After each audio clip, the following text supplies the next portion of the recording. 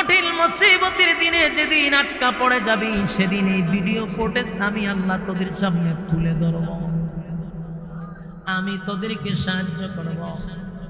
আল্লাহ রাব্বুল আলামিন বলেন, পানি নাই আপনাদের কেন বোতল দিয়ে পানি রাখো।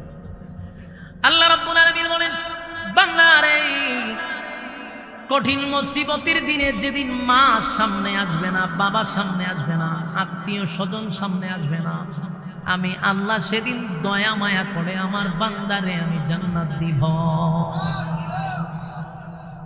প্রত্যেকটা মানুষকে আল্লাহ বানাইছে জান্নাত দেওয়ার লেগে।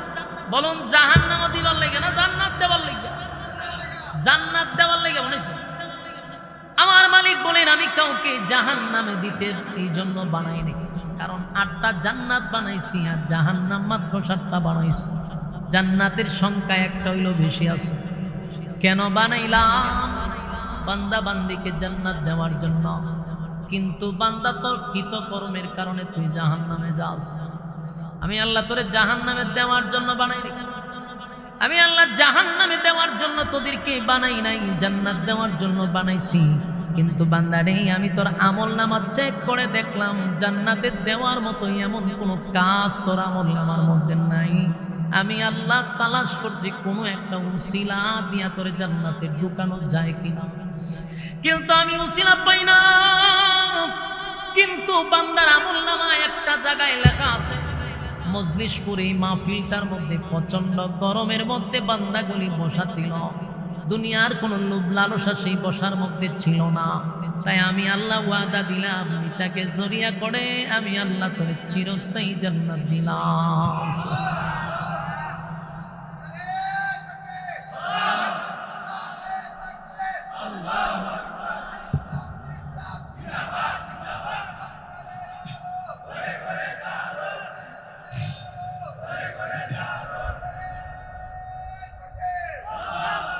যুবক ভাইরা আমার, তাহলে বলে শুন, হাসরের মাঠে রব্বে কারীম বলেন, প্রত্যেকটা অঙ্গ প্রত্যঙ্গ সেদিন আমার বিরুদ্ধে সাক্ষী দিবে। সেদিন আমার বিরুদ্ধে যদি সব অঙ্গ প্রত্যঙ্গ সাক্ষী দেয়, বলুন বাঁচার কোনো সুযোগ আছে? ইয়াউমাইযিন তুহাদ্দিসু আখবারাহা ইয়াউমাইযিন ইয়াসদুরুন নাসু আশতাতান লিউরাউ আমালাহুম। সেদিন লোকগুলার যতটুকু তোমাদের মধ্যে যারা যতটুকু করছো, যতটুকু ইবাদত বন্দি করছো, যা কামাই করছো, আমি তোমাদের সামনে এগুলো উপস্থাপন করব, গোপন রাখবো না। সুবহানাল্লাহ। এরপর আল্লাহ বলেন, ভালো কাজ যদি করে থাকো সেটাও তোমাদের সামনে আমি তুলে ধরব। এরপরে ফামান ইয়ামাল মিসকালা যাররাতিন খায়রান ইয়ারা ওয়া মান ইয়ামাল মিসকালা যাররাতিন শাররান ইয়ারা। ভালো কাজ যদি থাকে, অল্প করছেন, 5 ওয়াক্ত নামাজ পড়ছেন, রোজা রাখছেন, হজ করছেন, যাকাত করছেন, এটা তো বড় আমল করছেন রেগুলার। আর যদি কোনো একদিন মাহফিলও পড়ছেন আর কোনো আমলই নাই, এটা আছে, এইটাও আপনারা আল্লাহ ছাড় দিত না, এটা দেখাইব। আল্লাহর রাসূলের ভবিষ্যৎবাণী বাস্তবায়ন হবে ইনশাআল্লাহ। তো সম্মানিত শুধু কিয়ামত কখন হবে? যখন আমরা ইহুদিদের সাথে যুদ্ধ করব। যতক্ষণ না পর্যন্ত ইহুদিদের সাথে যুদ্ধ না করব, ততক্ষণ কিয়ামত হবে না। মানে আমরা কি যুদ্ধ করছি? কথা কই না দি, হাতে গোনা কয়েক লক্ষ ইহুদি গোটা বিশ্বের মুসলমানদের ঘুম হারাম করে দিচ্ছে। আর প্রায় 150 থেকে 200 কোটি মুসলমান গোটা পৃথিবীতে। কয়শো কোটি? 200 কোটি মুসলমান। আর সর্বোচ্চ 70 লক্ষ থেকে 1 কোটি ইহুদি। এই 1 কোটি ইহুদি 200 কোটি মুসলমানের ঘুম হারাম করে দিচ্ছে। বুঝতেছেন কথা? এখন বুঝেন, তাদের সাথে আমরা যুদ্ধ করে কেন পারতেছি না? কারণ আমাদের হিম্মত নাই, আমাদের ইমানি জজবা নাই। আমরা পা চাটতে চাটতে আমরা অভ্যাস হয়ে গেছি। দেখেন না, মুসলমান মারতেছে গাজায়, আর আমরা আরব দেশগুলি সুরিয়া তো ফিরে বই রয়েছে। এই আরব দেশগুলা যদি হুঙ্কার দিত আল্লাহর জাতের কসম, ইহুদি জাতিকে মানচিত্রের থেকে একেবারে মুছে দিতে সময় লাগতো না। কিন্তু আমরা আরব দেশের মতো সুরি কিনতে বসে রয়েছি, ওই যে আমরা গোলামি করে অভ্যস্ত। সম্মানিত শুধু আবার কিছু মানুষ আছে কিছু মানুষ আছে লেখালেখি করে খুব বেশি, এটা সংখ্যাটা খুব বেশি।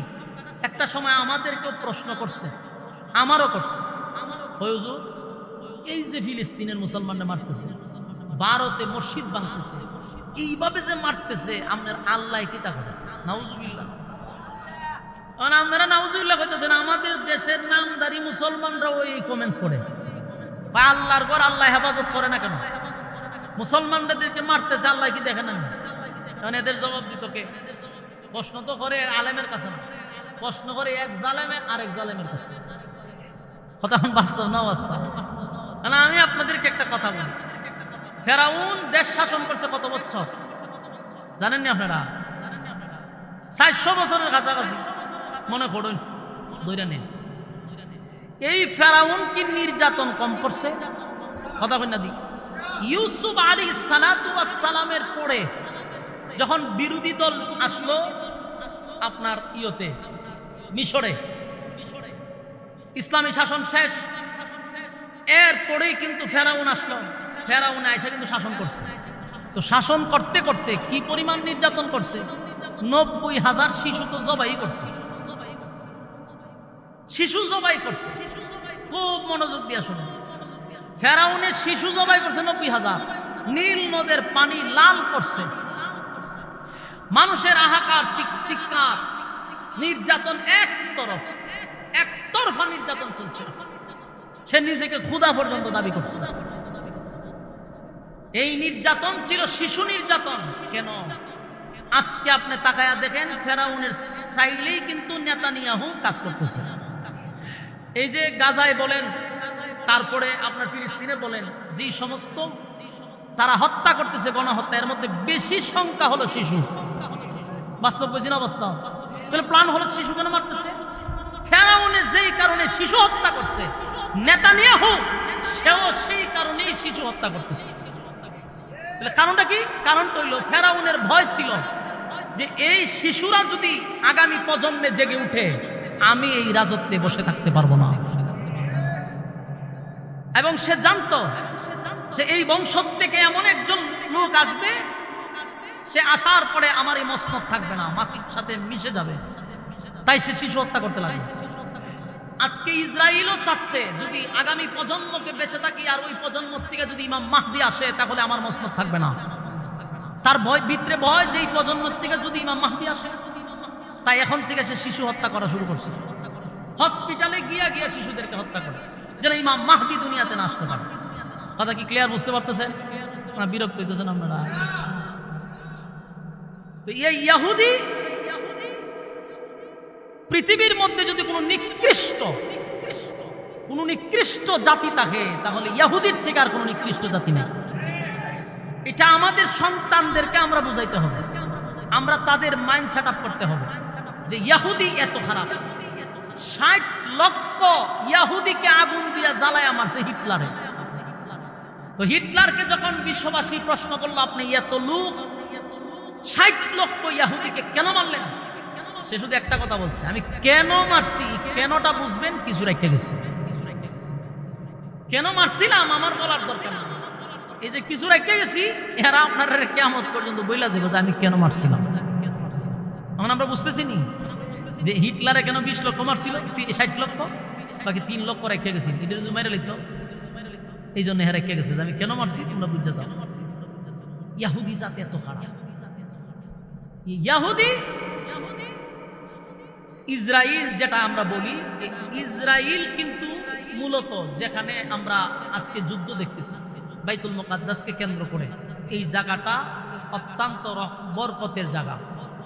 আল্লাহ রাসূল বলেছেন যে এই এরিয়াটা বরকতের। এই মসজিদুল আকসা নিয়ে কিয়ামত পর্যন্ত যুদ্ধ চলবে, মুসলমানের হাতে আসবে ইনশাআল্লাহ। একবার দুইবার যুদ্ধ হয়েছে না? রাসূল দুনিয়াতে আসার বহু আগ থেকে যুদ্ধ হইতেছে এই মসজিদ নিয়ে। আমার কথা কি বুঝতেছে? ইব্রাহিম আলাইহিস সালাতু ওয়াস সালামের ছেলে ছিল 2 জন। একজনের নাম ছিল ইসমাঈল আলাইহিস সালাতু ওয়াস সালাম, আরেকজনের নাম ইসহাক আলাইহিস সালাতু ওয়াস সালাম। এই 2 জন সন্তান ছিল। একজন ইসহাক আলাইহিস সালাতু ওয়াস সালাম, উনি ছিলেন এই ফিলিস্তিনে। উনার বংশধর ইসহাক আলাইহিস সালাতু ওয়াস সালামের বংশধর থেকে লক্ষাধিক নবী রাসূল দুনিয়াতে আল্লাহ পাঠাইছে, শুধু উনার বংশ থেকে। উনার বংশ থেকে যত নবী রাসূল আসছিল সবাই কিন্তু জেরুজালেমের মসজিদুল আকসা খাদেম ছিল, সবাই, সব নবীরা উনার বংশ থেকে যারা ছিল, সব নবীরাই যে এই মসজিদুল আকসার নিরাপত্তা তারা দিছে, তারা এটাকে নিয়ে খেদমত করছে, এটার খাদেম ছিল। আরেকজন ছিল ইসমাঈল আলাইহিস সালাতু ওয়াস সালাম, উনি ছিলেন মক্কায়, উনি ছিলেন বাইতুল্লাহর খাদেম, ওনার বংশধর বাইতুল্লাহর খাদেম, কুরাইশ বংশ। আর সেই বংশ থেকে একজন নবী আসছে, তিনি হলেন মুহাম্মাদুর রাসূলুল্লাহ সাল্লাল্লাহু আলাইহি ওয়াসাল্লাম। আমরা দেখেন ইব্রাহিম আলাইহিস সালামের দুই ছেলের মধ্যে এক ছেলের পক্ষ থেকে লক্ষাধিক নবী পাঠাইছে, আর একজন নবী ইসমাঈল আলাইহিস সালাম, ওনার বংশধর থেকে মাত্র একজন নবী আসছে, আর উনি হলেন আমাদের নবী মুহাম্মদ রাসূলুল্লাহ সাল্লাল্লাহু আলাইহি ওয়াসাল্লাম। তো ওনাদের ইসমাঈল আলাইহিস সালামের বংশধর ছিল বাইতুল্লাহর খাদেম, আর ইসহাক আলাইহিস সালামের যত বংশধর ছিল তারা ছিল বাইতুল মুকাদ্দাসের খাদেম। এটা তো আজকাল থেকে না, বহু আগ থেকে। এই ইহুদি জাত যে কত খারাপ আপনাদেরকে আমি যদি বলতে যাই তাহলে মূল আলোচনায় যেতে পারবো না, তাই আমি একটা টাচ দিই যে ইহুদি কত খারাপ। ইহুদিদেরকে আল্লাহ বহু সুযোগ সুবিধা দিছে, তারা কিন্তু জান্নাতি খাবার পর্যন্ত খাইছে। বনি ইসরায়েলেরা জান্নাতি খাবারও খাইছে, জানেননি?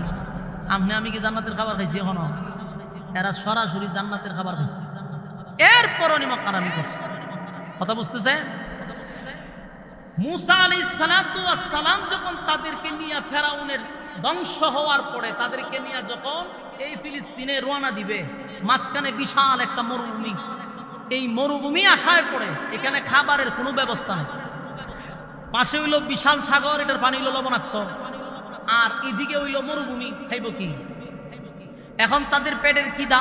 মুসা আলাইহিস সালাতু ওয়াস সালাম আল্লাহর কাছে দোয়া করছে, আল্লাহ জান্নাতি খাবার তাদের জন্য পাঠাইছে, মান্না ওয়াস সালওয়া, তাদের এই খাবার পাঠাইছে, জান্নাতি খাইছে, জান্নাতি খাবার তাদের জন্য পাঠানো হয়েছে, পেট পয়রা খাইছে। খাওয়ার পরে হয় মানে এক খাবার আমরা ভালো লাগে, তোমার আল্লাহর খাবারের সিস্টেম পাল্টাই দিচ্ছে।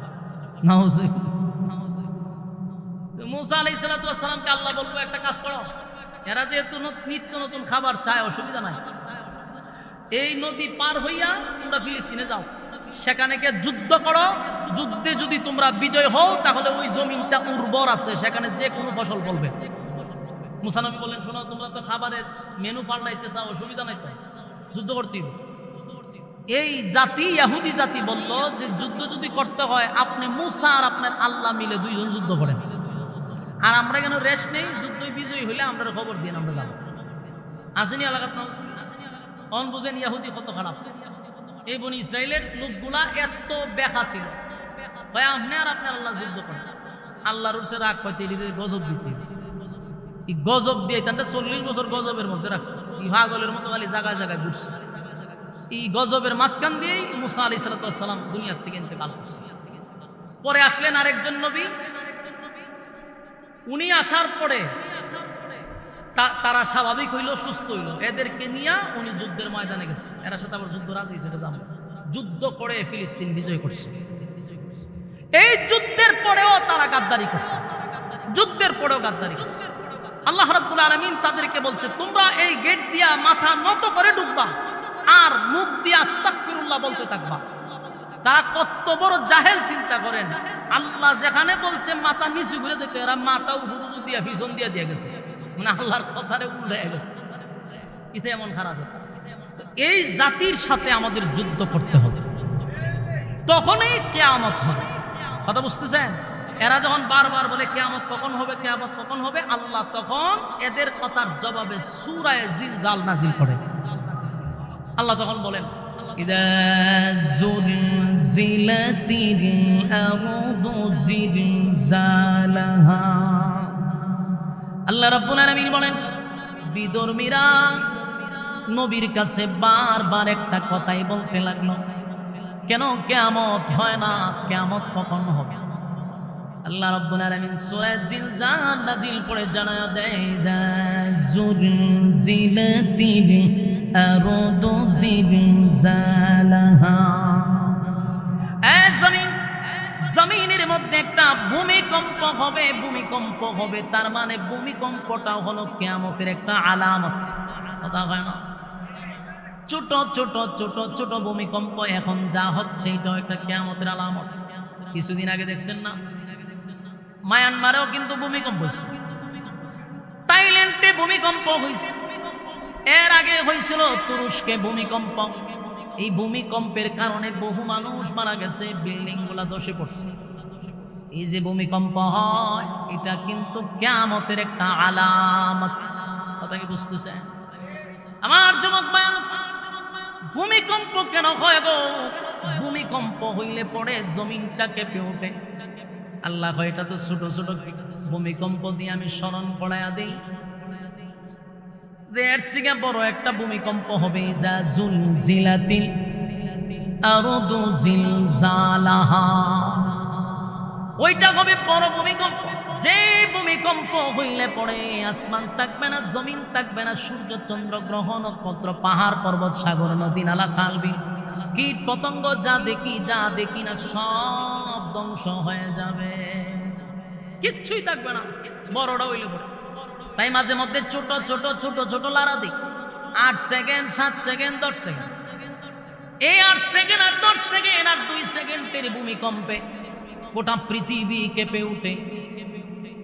আল্লাহ বলেন বান্দারে আমি বুঝাইয়া দিলাম, 8 সেকেন্ড আর 10 সেকেন্ডের ভূমিকম্পে যদি কোটি কোটি হাজার কোটি মিলিয়ন ডলার যদি ক্ষতিগ্রস্ত হবে, আর আমি যখন ইসরাফিল আলাইহিস সালামকে বলবো বাঁশি বাজায়া দে, আর ওই বাঁশি যদি বাজতে থাকে রে আসমানটা ভেঙে টুকরা টুকরা হওয়া শুরু হবে, জমিন থাকবে না, সূর্য পৃথিবীর থেকে 13 লক্ষ গুণ বড়। সুবহানাল্লাহ। আছে আপনারা কি বিরক্ত হইতেছেন? আপনারা যত বিরক্ত হবেন আমার জন্য তত সুবিধা, ছেড়ে দিতে পারবেন। আমার যুবক ভাইয়েরা মনোযোগ দিয়া কথাগুলি শ্রবণ করেন, মনোযোগ দিয়া শ্রবণ করেন। ছোট ছোট ভূমিকম্প দেয়, এতেই আমাদের কলিজায় পানি থাকে না। তখন একটু চিন্তা করেন, এগুলা তো আল্লাহ শুধুমাত্র আলামতের কারণে পাঠায়, বুঝায় যে দিমো দেখ কেমনে দেই, এটাই বড় আকারে আসবে। আমার যুবক ভাইয়েরা কিয়ামতের আলামত হিসাবে ভূমিকম্প দেয়। আল্লাহ বলেন ছোট ছোট ভূমিকম্প 7 সেকেন্ড 8 সেকেন্ড 10 সেকেন্ড। আর যেদিন বাঁশির মাধ্যমে দিব, ইসরাফিল আলাইহিস সালাম যেদিন বাঁশি বাজায়াই দিবে, সেদিন তারকাগুলি ছুটে ছুটে পড়ে যাবে, সূর্যটা টুকরা টুকরা হবে, জমিন টুকরা টুকরা হবে। ওয়াখরাজাতিল আরদু আসকালাহা, আল্লাহ রাব্বুল আলামিন বলেন ওয়াখরাজাতিল আরদু আসকালাহা, পৃথিবীর ভেতর থেকে তখন সব বাহির হইতে থাকবে। এই জমিনের নিচে কিন্তু বহু সম্পদ আছে, এটা বিশ্বাস হয়। কিয়ামতের আগে একটা স্বর্ণের পাহাড় বাইরে হবে। হয়তো কি যে আলামত দেখতেছি বেশি দিন নাই, ওই পাহাড় নিয়েও, স্বর্ণের পাহাড় নিয়ে বিশ্বযুদ্ধ শুরু হবে। সব দেশ যুদ্ধ শুরু করে দিব ওই স্বর্ণের পাহাড় নিয়ে।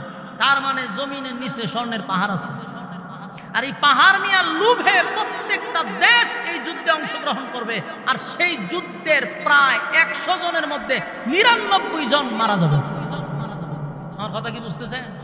এটা খুব সামনে শীঘ্রই হইতে পারে, লুভের কারণে। মানে স্মরণটা প্রত্যেক দেশ, যেমন বাংলাদেশ আমি কমো যেটা আমার, আরেক দেশ কবে এটা আমার, আমার আমার করে সব দেশে লাগবে যুদ্ধ।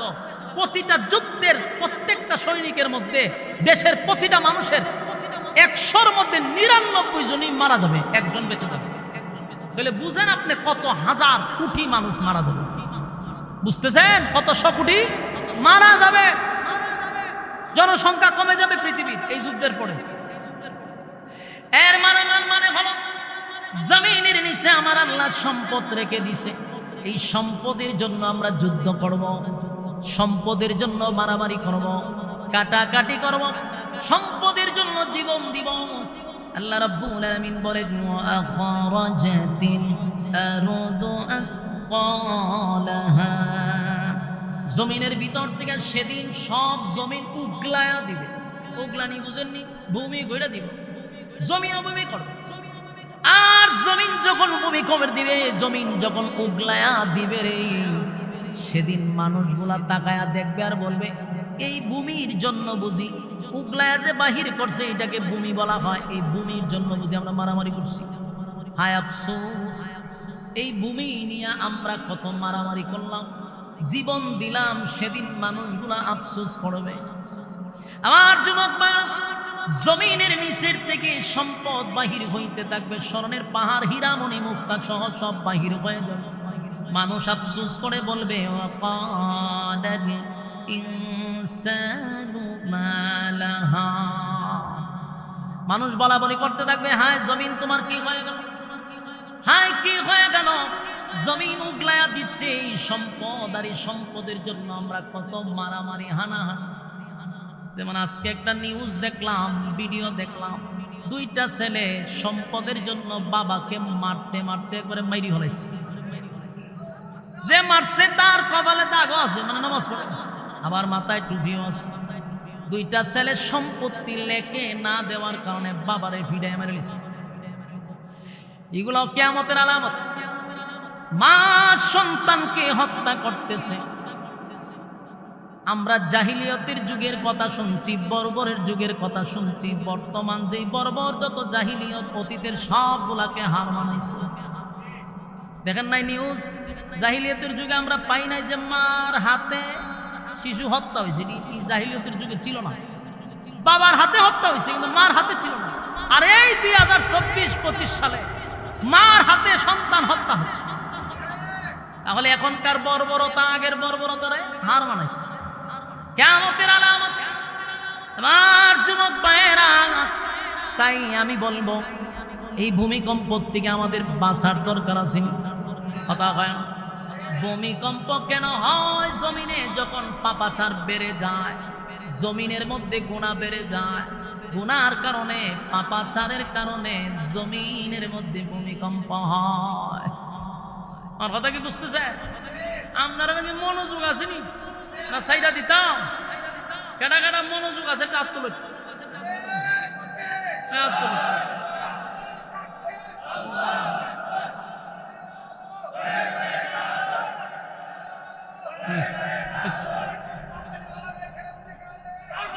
ঠিক আছে, হাত তুলেন, হাত তুলেন, কারণ কর্মসূচি আছে। আপনারা যারা হাত তুলছেন বলেন ইনশাআল্লাহ মোনাজাতের আগে আমরা লড়তেছি না। হ্যাঁ, ওয়াদা। তোমার হাত তুলে না কা? ওয়াদা। আতলাম কোন চান ওয়াদা বর খেলাপ করা, এটা কিসের খাসলত? মুনাফিক। হ্যাঁ, তখন যদি আপনারা এখান থেকে একজন উঠুন, তা আপনারা মিছিল দেওয়া শুরু করবেন যে মুনাফিক যায়, মুনাফিক যায়। বুঝিনি খা? মান সম্মান বাঁচাইবার লাগে অন্য বই দাম লাগে। কথা বলেন না দি লড়ন দিত না। আর আরেকটা কথা শুনেন, প্রত্যেকটা মানুষের সাথে শয়তান থাকে, এটা বিশ্বাস হয়নি আপনারা? আমার সাথে আছে, ওই হুজুরের সাথে আছে, বরং আপনারা সাথে দেখে 5টা, তা আমার লোক আছে 10টা। বেশি থাকে, বেশি থাকে। এটার কারণ আছে, কারণটা আপনারা হওয়া দরকার আছে, নাহলে হইবেন হুজুরের সাথে বেশি শয়তান থাকে। তার একটা কারণ হলো আপনার সাথে যদি একটা থাকে, এই একটা শয়তানে আপনারা যা করতে পারে 10টা শয়তান আপনারা এতটুকু করাইতে পারে না। যেমন আপনার সাথে এক শয়তান থাকে, আপনার রাস্তার দ্বারা খারাইয়া মুতাই লাই, হঠাৎ করে খারিয়া মুতা চলবে। এর সাথে শয়তান একটা কিন্তু খারিয়া মুতা দেয়। আর আমার লগে শয়তান 10টা কেড়ে 10 লক্ষ থাকলো, আমার কি খারিয়া মুতাইতে পারবো? এখন বুঝে লাগে হুজুরের সাথে 10টা কেড়ে থাকে, কারণ 10 শয়তানে মিললেও খারিয়া মুতাইতে পারে না। আর এক শয়তানে আপনার ফ্যান গুলা খারিয়া মুতাইলা। বাস্তব না বাস্তব? বলি শয়তান প্রত্যেকের সাথে আসে। এখন যে আপনারা এই জায়গাটাতে বসছেন, তাহলে আপনার খান্দে শয়তান গেল কোন? হ্যাঁ, গেছে না, কিন্তু এখানে বসতেও পারছে না।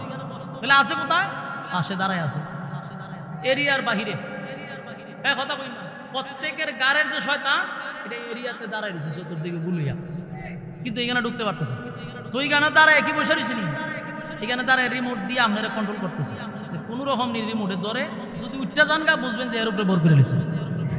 কথা বুঝতে যে উঠে আমিও বুঝে নেবেন যে খামে গেছে ওখান থেকে রিমোটে কন্ট্রোল করছে হেরে বর করছে আর শেষ পর্যন্ত যদি বসে থাকে তো শয়তান ব্যর্থ হইয়া লজ্জিত হইয়া জুতার বাড়ি খাইয়া হে যাবে বা তবে ভাবলাম না আর যদি আপনি উঠতে যান গা তাহলে এত সার্থক আর মানুষের ছায়া দেখবো আমরা তো উঠতেছেন কইব যে মানুষে কইব যে বর করবে অন আমি উঠতেন বারবার যে উঠেন অন ছায়া থাকবো মানুষ আমি উঠলে এমন জায়গা নিয়ে দিছি এখন একদিকে মুনাফিকের স্লোগান হইব অন্যদিকে শয়তানে বর করছে তাহলে আর উড়াউড়ি নাই একটু সময় আমারে কথা কইতে দেন লম্বা আলোচনা করার আমারও সুযোগ নাই মাথায় ব্যথা করতেছে অন্তত আপনারা উড়াউড়ি লক্ষণ বাড়াও এখানে গুতাগুতি করে কথা কও তাহলে কথা বলা আগ্রহ থাকবো মনোযোগ দিয়ে শুনো প্রত্যেকটা মানুষ মৃত্যুবরণ করবো এতে কোন সন্দেহ আছে এখানে কি সব আল্লাহর ওলিরার মাঝখানে দিয়েছে ভূমিকম্পী তো ভূমিকম্প কেমন হয়েছে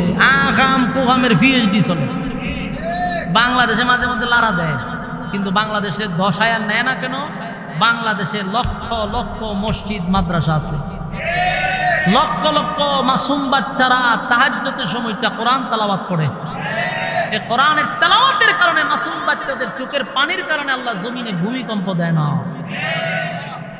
কিন্তু আমাদের গুনাহ যখন বেড়ে যাবে আল্লাহ ভূমিকম্প দেয় এই ভূমিকম্প থেকে আমাদের বাঁচার দরকার আছে নি এরপরে ঠাডা ফালায় ওই আইতো যে ঠাডার সময় টাস টুস ঠাডা ফালায় মানুষ মেরা লাগে কারণটা কি গুনার প্রতিযোগিতা চলছে অতিরিক্ত প্রতিযোগিতা চলছে আল্লাহ আমাদেরকে হেফাজত করবে এই জন্য আল্লাহ বলেন ইযা যুলজিলাতিল আরদু জিলজালাহা ওয়া আখরাজাতিল আরদু আসকালাহা ওয়া ক্বালাল ইনসানু মা লাহা আল্লাহ রাব্বুল আলামিন বলেন আমি কিয়ামত তখনই দিব যখন মানুষ এমন একটা পর্যায়ে যাবে আর দুনিয়াতে আল্লাহ বলনেওয়ালা একজনও থাকবে না সব জায়গায় শুধু গুনাহ আর গুনাহ আল্লাহ তখন ইসরাফিল আলাইহিস সালাতু ওয়াস সালামকে বলবে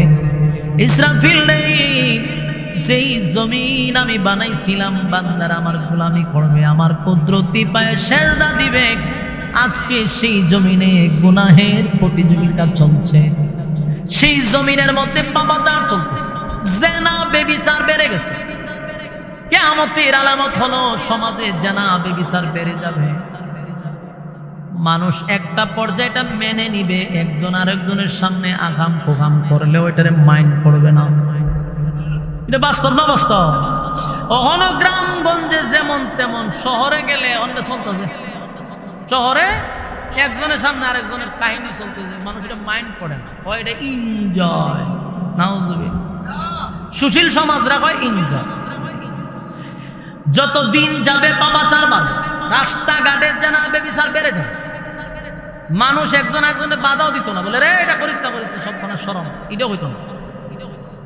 তখনই আল্লাহ জমিনের মধ্যে যা যুলজিলাতিল আরদু জিলজালাহা ভূমিকম্প দেওয়া শুরু করবে আর ইসরাফিল আলাইহিস সালাতু ওয়াস সালামকে বলবে বাঁশি বাজায় দাও এই বাঁশি দুনিয়ার কোনো বাঁশি নয় গো এটা এমন একটা বাঁশি যেই সিংহায় ফুঁক দিলে পড়ে এটার সুর খালি বাজতেই থাকবে বিকট থেকে বিকট হইতে থাকবে এটা বন্ধ হবে না যত সময় যাবে তত খালি বিকট থেকে বিকট হবে কতটা এত ভয়ানক আওয়াজ আর এটা খালি সময় যত চাইবে এটা বাড়তে বাড়তে বাড়তে সব ফাটা শুরু করে দিবে চন্দ্র সূর্য গ্রহ নক্ষত্র পাহাড় পর্বত সব পুরা শুরু করে দিবে আওয়াজে সব ধ্বংস হয়ে যাবে বিশ্ব পরিস্থিতির পরিসমাপ্তি ঘটে যাবে আল্লাহ বলেন কুল্লু মান আলাইহা ফান ওয়া ইয়াবকা ওয়াজহু রাব্বিকা যুল জালালি ওয়াল ইকরাম আল্লাহ সব ধ্বংস করে দিন বাচ্চা যিনি থাকবে উনি কে কথা হয় না সব ধ্বংস বেঁচে থাকবে তিনি কে ওনার মরণ নাই আর মানে সব সাইজ হয় আল্লাহ বলে ইযা যুলজিলাতিল আরদু জিলজালাহা জমিনের মধ্যে ভূমিকম্প দিব ওয়া আখরাজাতিল আরদু আসকালাহা জমিনের ভিতর থেকে সব বাহির হয়ে যাবে। وقال الإنسان ما لها, মানুষ তখন বলবে হায় জমিনের কি হয়ে গেল, মানুষ বলবে জমিনের কি হয়ে গেল। আল্লাহ তখন বলেন ইয়াউমাইদিন তুহাদ্দিসু আখবারাহা, সেদিন জমিনের ভিতরে জমিনের উপরে যা যা ঘটছিল, আপনি যত আকাম কুকাম করছেন সব জমিন বর্ণনা করতে থাকবে। কিতা বুঝো, উকিল লাগবে না, ব্যারিস্টার লাগবে না। দুনিয়ার জমিনে যদি মামলা হয় গো, আপনার ব্যাপারে একজন উকিল দাঁড়ায়া যায় আপনার পক্ষে, আপনি অপরাধী হইলেও আপনারে বাঁচানোর জন্য ব্যারিস্টার সাহেব যত মিথ্যা আছে সব সাজাইয়া জজ সাহেবের কাছে এটা উপস্থাপন করে আপনারে বাঁচানোর জন্য। সেদিন সত্যটাকে মিথ্যা বানায়া দেয়, এই দুনিয়ার বিচার মিথ্যাটাকে সত্য বানায়া দেয়। কিন্তু হাসরের মাঠে আপনার হাত আপনার বিরুদ্ধে চলে যাবে, হাত আপনার বিরুদ্ধে উকিল হয়ে যাবে, পা আপনার বিরুদ্ধে উকিল হয়ে যাবে। জবানটা চিরতরে আল্লাহ বন্ধ করে দিবে, হাত কথা বলতে থাকবে, পা কথা বলতে থাকবে, আর জমিনও কথা বলতে থাকবে। বলুন সেদিন বাঁচার কোন সুযোগ আছে? না। আপনি বাঁচবেন কিভাবে? হাত পেবে আল্লাহ আমারে দিয়ে এই কামটা করাইছে, আমি এইভাবে দৌড়ছিলাম। চোখ বলবে আল্লাহ আমারে দিয়ে দেখছিল, কান বলবে আল্লাহ আমার দিয়ে শুনছিল, নাক বলবে আল্লাহ আমার নিয়ে গ্রাম নিয়েছিল, পা বলবে আল্লাহ আমার দিয়ে হাঁটাইয়া জায়গা পর্যন্ত নিয়ে গেছিল, আর জমিন বলবে আল্লাহ আমার পিঠের উপরে দাঁড়াইয়া আগাম করছিল। সেদিনের জজ হবেন আল্লাহ স্বয়ং নিজে, বিচারক। আল্লাহ বলেন আমি ইনসাফের বিচার করব, সাবধান আমি কোন বেইনসাফি বিচার করব না, মানুষের উপর আমি জুলুম করব না। ইনসাফের বিচার আল্লাহ কায়েম করবে। দুনিয়ার জমিনে যারা বেইনসাফি বিচার করতেছ, ইনসাফওয়ালা বিচারকের কাছে তুমি ধরা পড়ে যাইবা। কারণ সেদিন তো আর মিথ্যা কোনো বিচার হবে না, কারণ উকিল সব আপনার বিপক্ষে দাঁড়ায় গেছে, হাত পা সব আপনি মুখ বন্ধ, আপনি নিজ ব্যাক করতে ঘটনা কি আমার অঙ্গ প্রত্যঙ্গ দিয়ে আমার বিরুদ্ধে বাঁচার আর সুযোগ। এই জন্য মানুষ দিশে হারা হয়ে যাবে, জমিন কথা বলতে থাকবে। আল্লাহ বলেন জমিন কথা বলতে থাকবে। কেন জমিন কথা বলবে? জমিন তো নিজে নিজে কথা বলতে পারে না। আল্লাহ বলেন কি বিআন্না রাব্বাকা আওহা লাহা, জমিন নিজের দিকে কথা বলে না গো, জমিনকে আমার মালিক অর্ডার দিবে, তাই জমিন কথা বলতে থাকবে। আল্লাহ অর্ডার দিবে, জমিন জমিন কইতে থাকবে, জমিন সেদিন কথা বলতে থাকবে। বাঁচবেন কেমনে? বাঁচার কোনো সুযোগ নাই, বাঁচার কোনো সুযোগ নাই। তাই আকাম কোকাম, দিনের কাম রাত্রের কাম বন্ধ করার দরকার আছে না? না, আমরা দেশের মানুষ এখন এমন পাওয়া পাইছে, আগাম প্রোগ্রাম শুরু করছে আগের থেকে অনেক বেশি। শোনো, চুরি ডাকাতি বদমাশি লুটপাট চাঁদাবাজি টেন্ডারবাজি সব শুরু করে দিছে। বাস্তব না বাস্তব? আগে যেখানে চাঁদা দেওয়ান লাগছে 200, ওখান দেওয়ান লাগে 500, প্রমোশন বাড়ছে 300 বাড়াই যায়। বাস্তব বুঝি না বাস্তব? প্রত্যেকটা সেক্টরে চাঁদা কমছে না বাড়ছে? আগে দিত 500, এখন দেওয়ান লাগে 1000। এমন আকাম কোয়াম শুরু হয়েছে। এই চাঁদাবাজি টেন্ডারবাজি আর চুরি বাটপারি বদমাশি করে যা সম্পদ জমাইছ, যা খাইতেছ, রক্ত হইছে, এখান থেকে বাচ্চা কাচ্চা ফায়দা করতেছে, সব হারামজাদা। একটা ভালো হইতো, এটি আবার বাফে নিচে 500, ফুতে নিব 1000। মানে এত সাদা খাইয়া ফেটের ভিতরে পড়েছে। কথা কই না দি যারা বাইরে বাড়ি গিয়ে আল্লাহর অলি বাইজিদ মুস্তাফিও পারিব। কথা কই না দি এটা আবু জাইল্লার সাসাতে পাইয়া পারিব। বাপের সাথে প্রতিযোগিতা করবো, আব্বাই নিজে 500, আমি নিব 1000, যেটা বর্তমানে এখন হইতেছে। কয় ভাই আগে তো দিতাম 500, কয় রে প্রমোশন বাড়ছে, এখন 1000 টাকা দিচ্ছি। এই যে পাপাচার শুরু প্রত্যেকটা সেক্টরে, গুম, হত্যা, মারা মারি, কাটা কাটি বাড়ছে না কমছে? তোমার আপনার দিয়ে আওয়াজ কমো, হ্যাঁ বাড়ছে। রাস্তা তোলায় কুবাই লাই এখন কেন কুবাই? বড় ভাই আছে, বড় ভাই সিগনাল দেয়, মাইজা হলাই যায়। আল্লাহ রাব্বুল আলামিন বলেন সেদিন এই জমিন তোমার বিরুদ্ধে আদালতে দাঁড়ায়া বলবে আল্লাহ আমার পিঠের উপরে দাঁড়াইয়া সে একটা মানুষকে হত্যা করছে। যাবেন কো দুনিয়ার আদালতে না ভাই আপনার ব্যাপারে উকিল দাঁড়ায়া যায়, বড় ভাই ছোট ভাই, অমুক নেতা তমুক নেতা, ফাঁকি নেতা, বড় নেতা ছোট নেতা, সব নেতা আপনার পক্ষে দাঁড়ায় আপনাকে জামিন করে দিল, কিন্তু আল্লাহর আদালতে জামিন পাওয়া সম্ভব না, কারণ আপনার বিরুদ্ধে সব দাঁড়ায় গেছে।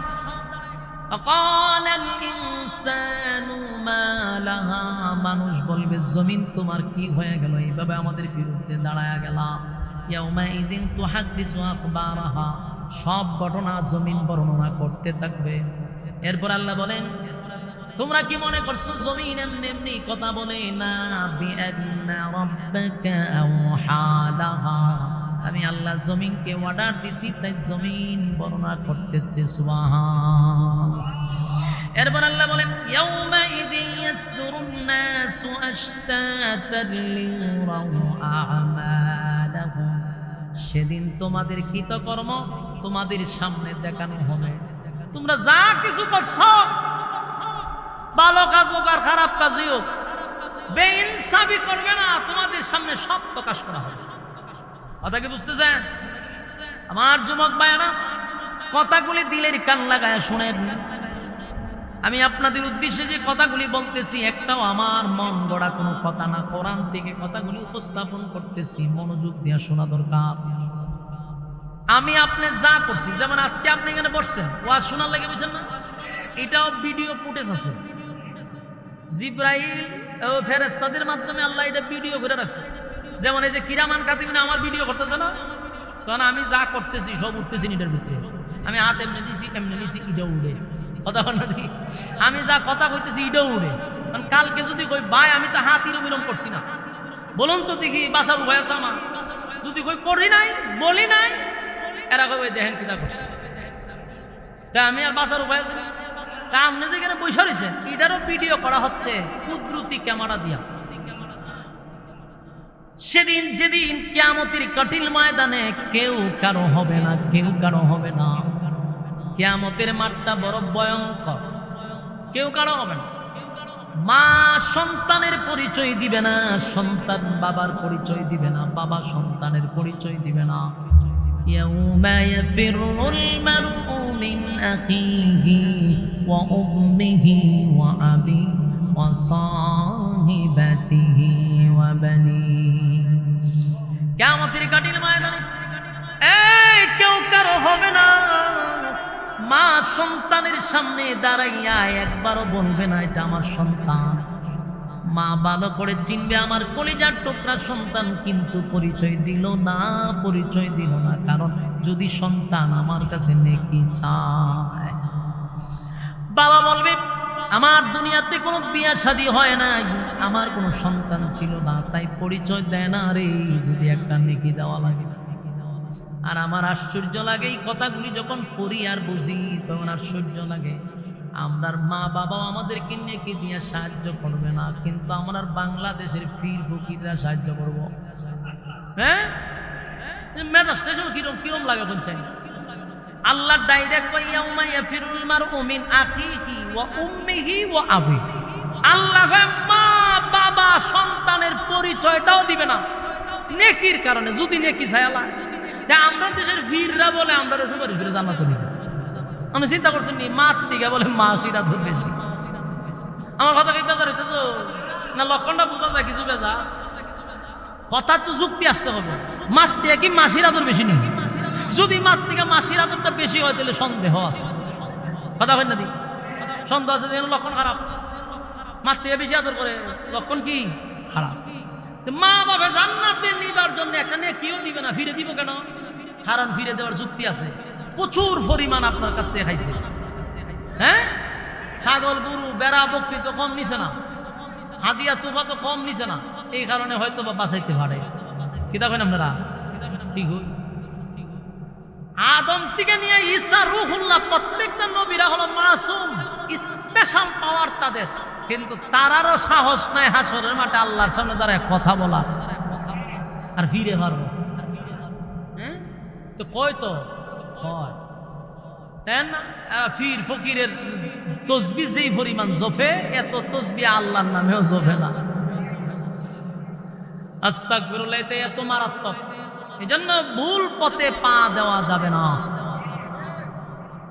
আমার নেকি যতটুক আছে এটা প্রকাশ করা হয়। আমি যতটুক ইবাদত বন্দেগী করছি, আল্লাহ হয় আমি ইনসাফ ওয়ালা বিচারক, তোর সামনে আমি এটা প্রকাশ করব যে এটা তুই করছিস। যতটুক করছেন ততটুক দেখানো হবে। ভালো কাজ করে থাকলে প্রতিদান দিবে, খারাপ কাজ করলেও সেটারও প্রতিদান পাবে। মোট কথা বাঁচার কোনো সুযোগ। ভালো কাজ করলে আপনাকে পুরস্কৃত করা হবে।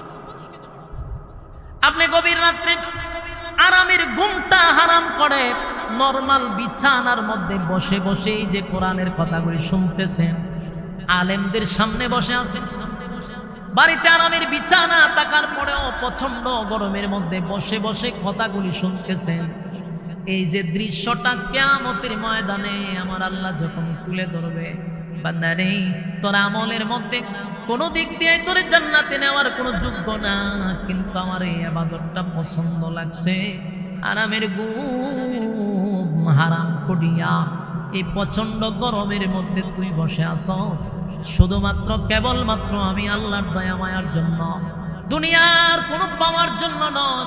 এই মাহফিলে আপনারা বসে আছেন, বলুন তো দেখি প্রচন্ড গরমে আপনাদের এই বয়ানের শেষে কি বিরিয়ানি আছে, জিলাপি আছে? তাহলে বিরিয়ানিও নাই, জিলাপিও নাই, তারপরেও গরমের মধ্যে বসে আছেন, তাহলে বোঝা গেল লিওয়াজহিল্লাহ, একমাত্র আল্লাহর জন্য। আল্লাহ বলেন ওয়াদা দিলাম রে, কঠিন মুসিবতের দিনে যেদিন আটকা পড়ে যাবি, সেদিন এই ভিডিও ফুটেজ আমি আল্লাহ তোদের সামনে তুলে ধরব, আমি তোদেরকে সাহায্য করব। আল্লাহ রাব্বুল আলামিন বলেন, পানি নাই আমরা তুই কেন বোতল দে একটা পানি রাখ। আল্লাহ রাব্বুল আলামিন বলেন, বান্দারে কঠিন মুসিবতের দিনে যেদিন মা সামনে আসবে না, বাবা সামনে আসবে না, আত্মীয় স্বজন সামনে আসবে না, আমি আল্লাহ সেদিন দয়া মায়া করে আমার বান্দারে আমি জান্নাত দিব। প্রত্যেকটা মানুষকে আল্লাহ বানাইছে জান্নাত দেওয়ার লেগে। বলুন জাহান্নামও দিবার লেগে না, জান্নাত দেওয়ার লেগে? জান্নাত দেওয়ার লেগে বানাইছে। আমার মালিক বলেন, আমি কাউকে জাহান্নামে দিতে এই জন্য বানাই নাকি, কারণ 8টা জান্নাত বানাইছি আর জাহান্নাম মাত্র 7টা বানাইছি। জান্নাতের সংখ্যা একটা হইলো বেশি আছে। কেন বানাইলাম? বান্দা বান্দিকে জান্নাত দেওয়ার জন্য। কিন্তু বান্দা তোর কৃতকর্মের কারণে তুই জাহান্নামে যাস। আমি আল্লাহ তোরে জাহান্নামে দেওয়ার জন্য বানাই নি। আমি আল্লাহ জাহান্নামে দেওয়ার জন্য তোদেরকে বানাই নাই, জান্নাত দেওয়ার জন্য বানাইছি। কিন্তু বান্দারে আমি তোর আমল নামা চেক করে দেখলাম, জান্নাতে দেওয়ার মতো এমন কোনো কাজ তোর আমল নামার মধ্যে নাই। আমি আল্লাহ তালাশ করছি কোনো একটা উসিলা দিয়া তোর জান্নাতে ঢুকানো যায় কিনা, কিন্তু আমি উসিলা পাই না। কিন্তু বান্দার আমল নামায় একটা জায়গায় লেখা আছে, মজলিশপুরে মাহফিলটার মধ্যে প্রচন্ড গরমের মধ্যে বান্দাগুলি বসা ছিল, দুনিয়ার কোনো লোভ লালসা সেই বসার মধ্যে ছিল না। তাই আমি আল্লাহ ওয়াদা দিলাম, এটাকে জরিয়া করে আমি আল্লাহ তোর চিরস্থায়ী জান্নাত দিলাম।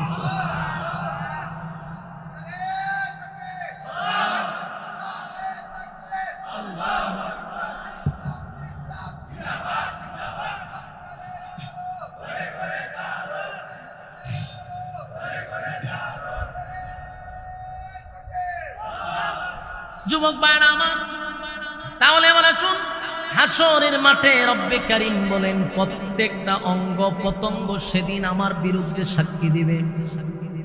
সেদিন আমার বিরুদ্ধে যদি সব অঙ্গ প্রত্যঙ্গ সাক্ষী দেয়, বলুন বাঁচার কোনো সুযোগ আছে? ইয়াউমাইযিন তুহাদ্দিসু আখবারাহা ইয়াউমাইযিন ইয়াসদুরুন নাসু আশতাতান লিউরাউ আমালাহুম। সেদিন লোকগুলার যতটুকু তোমাদের মধ্যে যারা যতটুকু করছো, যতটুকু ইবাদত বন্দি করছো, যা কামাই করছো, আমি তোমাদের সামনে এগুলো উপস্থাপন করব, গোপন রাখবো না। সুবহানাল্লাহ। এরপর আল্লাহ বলেন, ভালো কাজ যদি করে থাকো সেটাও তোমাদের সামনে আমি তুলে ধরব। এরপরে ফামান ইয়ামাল মিসকালা যাররাতিন খায়রান ইয়ারা ওয়া মান ইয়ামাল মিসকালা যাররাতিন শাররান ইয়ারা। ভালো কাজ যদি থাকে, অল্প করছেন, 5 ওয়াক্ত নামাজ পড়ছেন, রোজা রাখছেন, হজ করছেন, যাকাত করছেন, এটা তো বড় আমল করছেন, এটা রেগুলার। আর যদি কোনো একদিন মাহফিলও পড়ছেন আর কোনো আমলই নাই, এটা আছে, এটাও আপনারা আল্লাহ ছাড় দিত না, এটা দেখাইব। এটা যাররা পরিমাণ হোক আল্লাহ উপস্থাপন করে, তোমরা বঞ্চিত করবো না।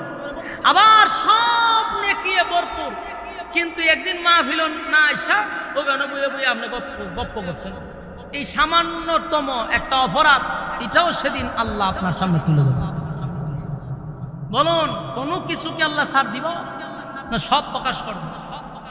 আমার যুবক ভাইরা, তাই আপনাদের হাতে পায়ে ধরে বলি, কিয়ামত তখনই হবে যখন পাপাচার বেড়ে যাবে, কিয়ামত তখনই হবে যখন মানুষ গুনাহের প্রতিযোগিতায় নামবে। আল্লাহর নবীর কাছে বেঈমানরা বারবার বলে কিয়ামত কেন হয় না?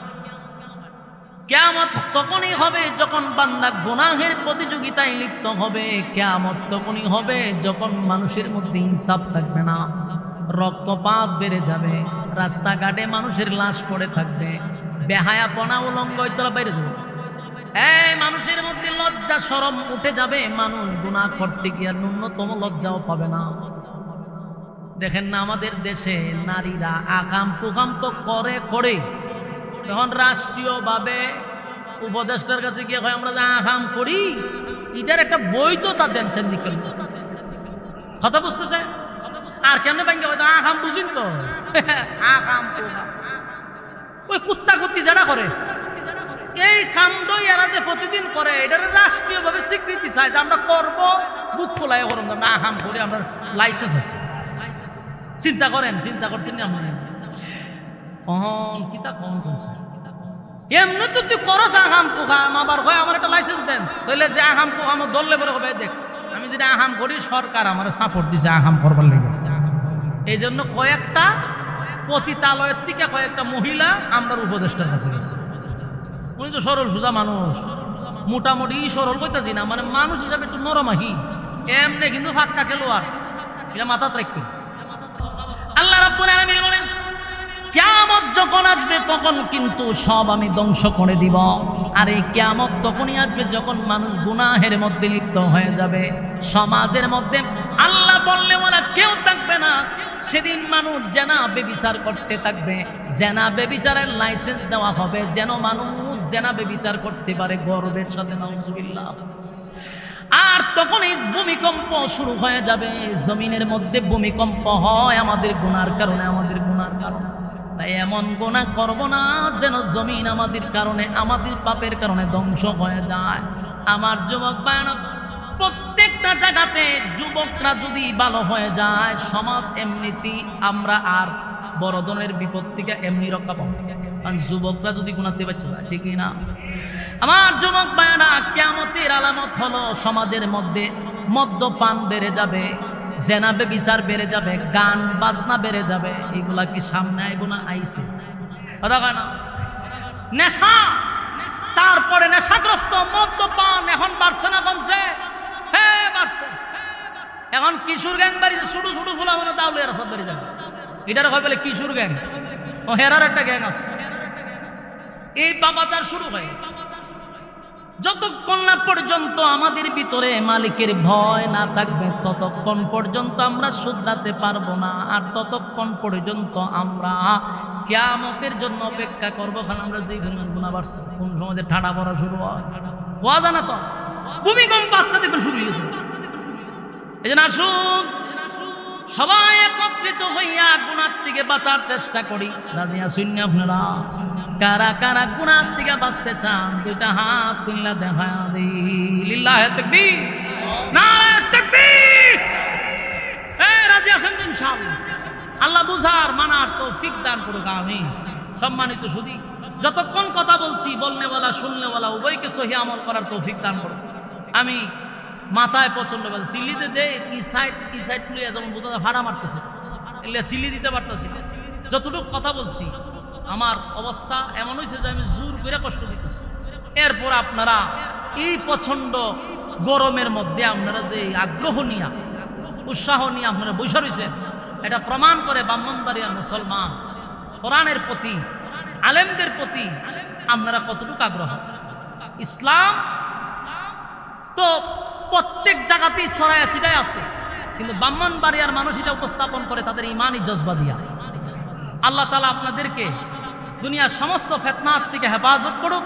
এই কথাগুলির উপরে বলনেওয়ালাকে, এরপরে শুননেওয়ালাকে বুঝার, মানার, আমল করার তৌফিক দান করুক। সকলে বলে আমিন। সম্মানিত সুধী, আমরা দোয়া করি আল্লাহ তাআলা বাংলাদেশকে গভীর ষড়যন্ত্র থেকে হেফাজত করুক, বিশ্বের সমস্ত মুসলমানদেরকে আল্লাহ হেফাজত করুক, বিশেষ করে ভারতের মুসলমানদেরকে আল্লাহ যেন হেফাজত করুক। ভারতে যেই পরিমাণ মুসলমানদেরকে মারা হচ্ছে, গড় থেকে বাহির করে আগুন দিয়ে পোড়ায়া দেওয়া হচ্ছে, মসজিদগুলা বুলডোজার দিয়ে উড়াইয়া দেওয়া হচ্ছে, এরা যখন আমাদেরকে বাংলাদেশের সংখ্যালঘু নির্যাতন এই কথাগুলি বলে, তখন আমাদের উচিত ছিল তাদেরকে বুঝাইয়া দেওয়া। কিন্তু আমরা তো মুসলমান, আমরা তো কোনো বিধর্মীর উপরে হাত তুলতে পারি না। আমাদের দেশের হিন্দুরা আছে জামায়ানা হালতে, বাংলাদেশের হিন্দুরা আছে শ্বশুর বাড়িতে, কথা বুঝতেছে, এরা শ্বশুর বাড়িতে বসবাস করতেছে। আর ভারতে মুসলমান প্রতিদিন গরুর মাংস খাওয়ার কারণে হত্যা হচ্ছে, তাদেরকে শহীদ করা হচ্ছে। তাই ভারতের দিকে আমাদের বাংলাদেশের প্রধান উপদেষ্টাকে বলবো, আপনি একটা বিবৃতি দেন, ভারতের মুসলমানদের উপরে যদি হাত তোলা হয়, এইভাবে যদি চলতে থাকে, বর্ডার খুলে দেন, আমরা মুসলমানরা এর প্রতিরোধ করবো ইনশাআল্লাহ। রাজি আছেন তো ইনশাআল্লাহ?